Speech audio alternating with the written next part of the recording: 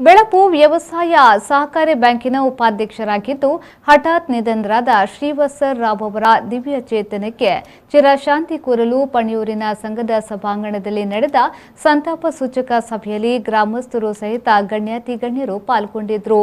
ಬೆಳಪು ವ್ಯವಸಾಯ ಸಹಕಾರಿ ಸಂಘದ ಅಧ್ಯಕ್ಷ ಬೆಳಪು ದೇವಪ್ರಸಾದ್ ಶೆಟ್ಟಿ ಮಾತನಾಡಿ, ಸಣ್ಣ ವಯಸ್ಸಿನಿಂದಲೂ ಒಡನಾಡಿಯಾಗಿದ್ದು ನಾವು ತಪ್ಪು ಮಾಡಿದರೆ ನಮ್ಮನ್ನ ಗದರಿಸಿ ಸರಿದಾರಿಗೆ ತರುತ್ತಿದ್ದ ನಮ್ಮ ಆತ್ಮೀಯರಾಗಿದ್ದು, ಕೃಷಿಕರು ನಮ್ಮ ಬ್ಯಾಂಕಿನ ಉಪಾಧ್ಯಕ್ಷರಾಗಿದ್ದು ಬ್ಯಾಂಕಿನ ಸರ್ವತೋಮುಖ ಅಭಿವೃದ್ಧಿಗೆ ಕಾರಣರಾಗಿದ್ದ ಕುಂಜೂರಿನ ಶ್ರೀವತ್ಸವ್ ರಾವ್ ಅಗಲುವಿಕೆ ನಮಗೆ ಹಾಗೂ ಗ್ರಾಮಕ್ಕೆ ತುಂಬಲಾರದ ನಷ್ಟ.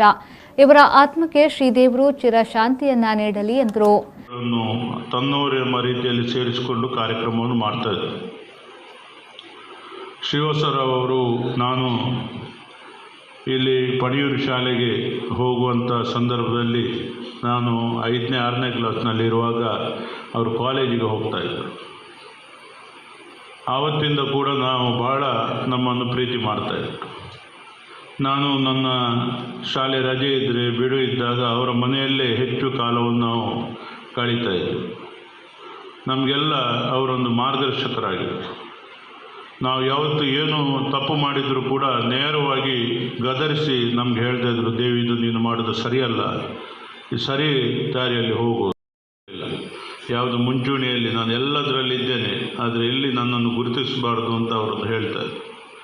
ಆದರೆ ನಮ್ಮ ಸ್ವಾರ್ಥಕ್ಕಾಗಿ ಅವರು ನಮ್ಮ ಬ್ಯಾಂಕಿನಲ್ಲಿ ಇರಬೇಕು, ಅದು ನಮ್ಮ ಗೌರವ ಇನ್ನಷ್ಟು ಹೆಚ್ಚದೆ ಎಂಬ ಉದ್ದೇಶದಿಂದ ಅವರನ್ನು ಉಪಾಧ್ಯಕ್ಷರನ್ನಾಗಿ ಮಾಡಿದೆವು. ಅವರಿಗೆ ಸಂಪೂರ್ಣ ಇದರ ಜವಾಬ್ದಾರಿಯನ್ನು ನಿರ್ವಹಿಸುವಂತೆ ಮನವಿ ಮಾಡಿದ್ದೀನಿ.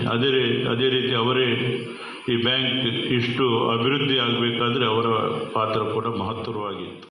ಮಾಜಿ ಸಚಿವ ವಿನಯ್ ಕುಮಾರ್ ಸೊರಕೆ, ಜೆಡಿಎಸ್ ಜಿಲ್ಲಾಧ್ಯಕ್ಷ ಯೋಗೇಶ್ ಶೆಟ್ಟಿ ಕಾಪು, ಯಶವಂತ್ ಶೆಟ್ಟಿ ಯಲ್ಲೂರು, ಕೆಎಲ್ ಕುಂಡಂತಾಯ, ಹರೀಶ್ ನಾಯಕ್ ಕಾಪು, ಕಿಶೋರ್ ಶೆಟ್ಟಿ ಯರ್ಮಾಳು ಮುಂತಾದ ಗಣ್ಯರು ಮೃತರ ಭಾವಚಿತ್ರಕ್ಕೆ ಪುಷ್ಪನಮನ ಸಲ್ಲಿಸಿದರು.